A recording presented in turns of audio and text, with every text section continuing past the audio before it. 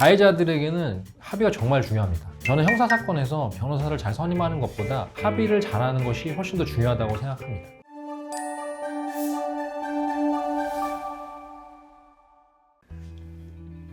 안녕하세요. 낭만로이어 신현승 변호사입니다. 오늘은 제가 좋아하는 합의에 관해서 말씀을 드려보려고 합니다. 특히 어떠한 경우에 합의를 해야 하는지, 그리고 어떻게 하면 합의를 잘할 수 있는지 저만의 노하우도 알려드리고자 합니다. 오늘 제가 말씀드리는 합의는 소송 전에 당사자들끼리 합의를 하는 것만을 말씀드리는 것은 아니고요. 넓게 포재기 이후라도 판결을 받지 않고 양 당사자가 각자의 의사로 분쟁을 해결하는 조정, 화해 등도 모두 포함해서 말씀을 드리는 겁니다. 그리고 많은 분들이 변호사 입장에서는 합의보다는 소송으로 진행되는 것이 수임료도 더 많이 받고 좋은 것이 아닌가 이렇게 생각을 하실 수 있습니다. 그렇지만 당사자들끼리는 감정 때문에 합의가 잘 진행되지 않아서 변호사를 선임해서 합의를 진행하는 경우도 있고요. 그 소송 중에 이루어지는 조정도 결국 합의인데 변호사 입장에서는 사건이 빨리 종결되면 업무 양적으로 부담이 줄어드는 부분이라서 수임료를 조금 덜 받더라도 합의로 종결하는 것이 더 효율적이라고 생각을 합니다. 일단 형사 합의랑 민사 합의를 나눠서 말씀드릴 예정인데요. 오늘은 형사 합의에 관해서 먼저 말씀을 드리고 그 다음에 민사 합의에 관해서 말씀을 드리겠습니다. 사실 행정에 관해서도 합의라는 것이 존재할 수 있는데요. 이 경우는 많이 발생하는 것은 아니라서 형사 합의랑 민사 합의만 나눠서 말씀드리려고 합니다. 먼저 형사 합의에 관해서 말씀을 드려보면 피해자가 있는 모든 형사 사건에서 본인이 범죄 혐의를 스스로 인정을 한다고 생각을 하시면 합의를 하는 것이 무조건 좋다고 생각을 합니다. 합의와 피해자의 처벌 불허는 언제나 형사 사건에서 가장 중요한 양형사유이기 때문에 합의를 한 것과 하지 않은 것의 차이는 매우 큽니다. 제 생각에는 실형이 나올 범죄는 합의를 하면 집행유예가 나올 수 있고, 집행유예가 나올 만한 범죄는 합의를 하면 벌금까지도 생각해 볼 수 있고, 벌금이 나올 범죄는 이제 합의를 하면 기소유예도 한번 해볼 수 있다. 이렇게 영향이 큰 것이 합의와 피해자의 처벌 불허 의사입니다. 그리고 친고죄나 반의사 불벌죄에서는 피해자의 처벌 불원이 있으면 바로 공소권 없음 처분이나 공소기각 판결이 나오기 때문에 사건이 종결될 수 있습니다. 결국에는 피해자가 민사상 위자료를 청구를 하면 가해자는 손해배상 금액을 지급을 해야만 합니다. 그러니까 이러한 손해배상금을 합의로 미리 준다 이렇게 생각을 하시면 합의를 하지 않을 이유가 없습니다. 그리고 정말 중요한 것은 이제 피해를 입은 피해자의 상처를 합의 과정에서 어느 정도 치유해 줄 수 있다는 점입니다. 자신의 행위가 형사처벌을 받을 정도의 범죄라면 그 행위의 상대방도 결국 그 행위로 인해서 굉장히 큰 상처를 받고 자신에 대한 나쁜 감정을 가지고 있다고 볼 수밖에 없겠죠. 피해자를 위해서나 가해자 본인을 위해서나 조금이라도 피해자가 상처를 입고 자신에 대한 나쁜 감정을 해소하고 싶은 것이 일반적이지 않을까 생각합니다. 이러한 점에서 합의를 하지 않을 이유가 없고요. 대부분의 피의자, 피고인들이 합의를 하고 싶어 합니다. 그렇지만 결국에는 이제 합의 금액이 문제가 됩니다. 그러면 형사 사건에서는 합의 금액을 어떻게 정하면 좋을까요? 먼저 피해자의 입장에서 한번 생각해 보시죠. 피해자는 합의를 해주지 않더라도 추후 민사상 치료비, 위자료 등을 청구해서 손해배상을 받을 수 있습니다. 이 과정에서 변호사 수임료가 어느 정도 들겠지만 이것도 소송비용 청구로 어느 정도 만회할 수 있습니다. 그러니까 통상적으로 민사소송에서 인정되는 위자료 등의 손해배상 금액보다 적은 금액이면 피해자가 합의를 할 이유가 없겠죠. 그래서 저는 보통 민사재판에서 통상적으로 인정되는 위자료에 피해자의 분노나 상처 이런 거를 좀 고려해가지고 어느 정도의 금액을 더해서 합의금으로 제한하자고 이렇게 말씀을 드립니다. 근데 이것은 이제 최소 금액이고요. 결국은 피해자가 받아들일 수 있는 금액까지는 증가될 수밖에 없습니다. 그러면 이제 반대로 피의자, 그러니까 가해자 입장에서 한번 생각을 해보시죠. 민사재판에서 통상적으로 인정되는 위자료는 아까 말씀드렸다시피 합의를 하지 않더라도 결국 지급됩니다. 그런데 합의를 하면 양형에 큰 영향을 줄 수 있고요. 판결은 이제 자기 인생에 매우 큰 또 영향을 주겠죠. 그러니까 민사상 위자료 금액에 피해자의 합의가 자신의 판결과 인생에 주는 영향의 경제적 가치를 합쳐서 합의금을 산정하는 것이 맞습니다.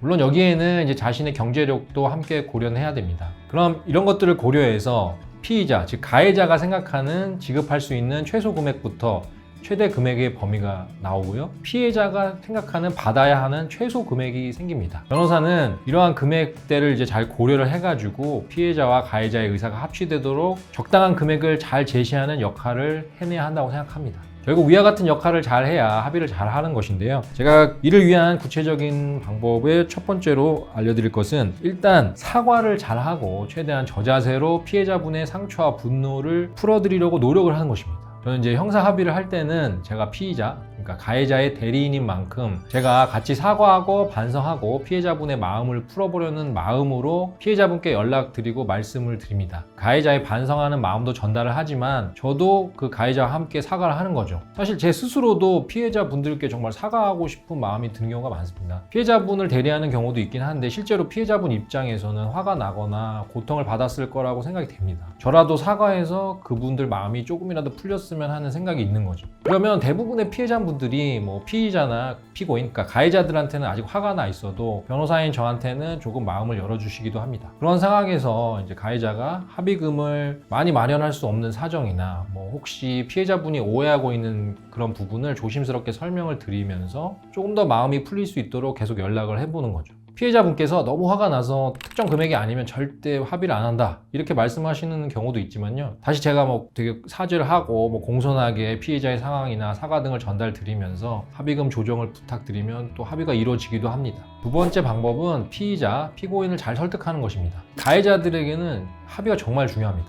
저는 형사사건에서 변호사를 잘 선임하는 것보다 합의를 잘하는 것이 훨씬 더 중요하다고 생각합니다. 물론 형사사건의 경우에는 변호인이 없이 합의가 잘 진행되기는 어렵지만 사기나 횡령 같은 경제 범죄의 경우에는 변호인 없이도 충분히 합의가 가능합니다. 피의자, 피고인분들한테 이러한 합의의 중요성을 잘 설명하고 피해자가 겪고 있는 고통도 잘 살펴보시기를 부탁드린다고 이렇게 말씀을 드리면서 합의금을 조금 아끼는 것보다는 판결을 잘 받는다는 것이 더 중요함을 강조하면 또 가해자분들이 저희 설명을 잘 받아들이기도 하십니다. 결국 정리해보면 형사사건의 경우에 합의는 항상 늘 중요하고 합의를 잘 하려면 진정 어린 사과와 피해자가 만족할 만한 합의금을 준비해야 된다 이렇게 정리할 수 있습니다. 이게 너무 당연한 얘기라고 보이시겠지만 이것이 정말 합의의 본질입니다. 피고인이 피해자에게 사죄하고 금전적으로나마 배상하고 피해자가 용서해서 그것이 양형에서 고려되는 것이니까요. 어떻게든 피해자의 마음을 조금이나마 풀어보려고 노력하는 자세, 이것이 형사 합의에서 가장 중요하다고 생각합니다. 많은 분들이 형사 공탁 제도를 이제 아시고 피해자가 합의를 안 해주면 형사 공탁하면 되는 거 아니냐 뭐 이렇게 생각하시는 분들이 있습니다. 그런데 조금 전에 말씀드린 것처럼 양형에서 고려되는 것은 피해자에 대한 배상, 피해자의 용서, 처벌 불원이니까요. 공탁을 하더라도 실질적인 배상이나 피해자의 용서가 없으면 결국에 양형에 반영되지 않습니다.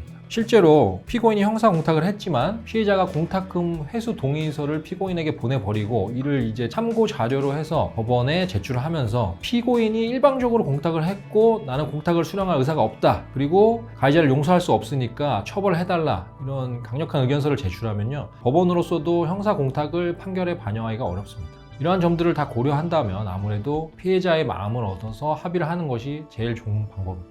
그리고 이제 많은 분들이 물어보시는 게 언제 합의를 하면 좋은지를 또 많이 물어보십니다. 당연히 가능한 빨리 하는 것이 좋습니다. 재판이 다 진행된 후에 결과만을 놓고 말할 때는 1심에서 합의를 했는데도 실형이 나오면 그냥 1심 때 실형 나왔다가 2심 때 합의해서 제출했으면 집행유예도 노려봤을 텐데 뭐 이런 아쉬움을 갖는 경우도 가끔 있습니다. 근데 이것은 정말 아주 약간의 가능성일 뿐입니다. 오히려 처음부터 합의를 해놓고 피해자의 처분 불허서까지 이제 제출을 해놓으면 피해자도 수사기관에서 과장해서 뭐 진술하지 않고요, 수사기관도 가해자, 피의자를 훨씬 부드럽게 조사를 합니다. 수사기관 입장에서도 피해자가 처벌을 원치 않는데 굳이 뭐 강하게 조사를 할 필요가 없는 거죠. 그리고 이제 검찰도 뭐 실형을 구형할 것을 약식명령을 청구할 수도 있고요, 약식명령을 청구할 것을 기소유예할 수도 있습니다.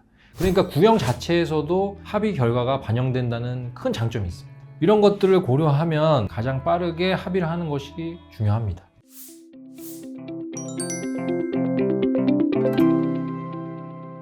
오늘 형사 합의에 관해서 여러 가지를 말씀드렸는데요. 정리해보면 형사사건에서의 합의는 그 어떤 것보다, 심지어 변호사의 선임보다 더 중요하다고 생각합니다. 그리고 형사합의 금액은 민사상 인정되는 위자료보다 어느 정도 높은 금액으로 합의를 시작해야 되고요, 피해자가 받아들여야만 의미가 있다는 점을 잊으시면 안 됩니다. 합의를 잘하는 방법의 가장 기본은 피해자에게 진정으로 사죄하는 마음으로 조금이라도 피해자의 상처를 치유할 수 있도록 뭐 태도나 금액에서 최선을 다하는 것입니다. 아무래도 혼자서 이러한 형사사건 합의를 진행하시기 어려우시다면 변호사한테 맡기시는 것도 좋은 방법이라고 생각합니다. 그리고 솔직히 말씀드리면 제가 객관적으로 봐도 제가 사과는 굉장히 잘하고요, 형사사건의 경우에는 거의 다 합의를 하고 있습니다. 피해자분들한테 뭐 욕먹고 혼났고 이런 것들은 사실 제가 정말 잘하는 부분이고요. 그래도 계속 사과하고 끝까지 합의를 좀 부탁드린다고 이렇게 말씀을 드려서 결국에는 합의를 잘 받아오고 있습니다. 사실 이러한 부분은 뭐 어느 변호사님들이나 다 잘할 것이라고 생각을 하는데요. 저희 청성에 오신다면 끝까지 최선을 다해서 합의할 수 있도록 노력하겠습니다. 다음 시간에는 민사 합의에 관해서 말씀드리겠습니다. 오늘 영상이 도움이 되셨다면 구독과 좋아요 부탁드립니다. 감사합니다.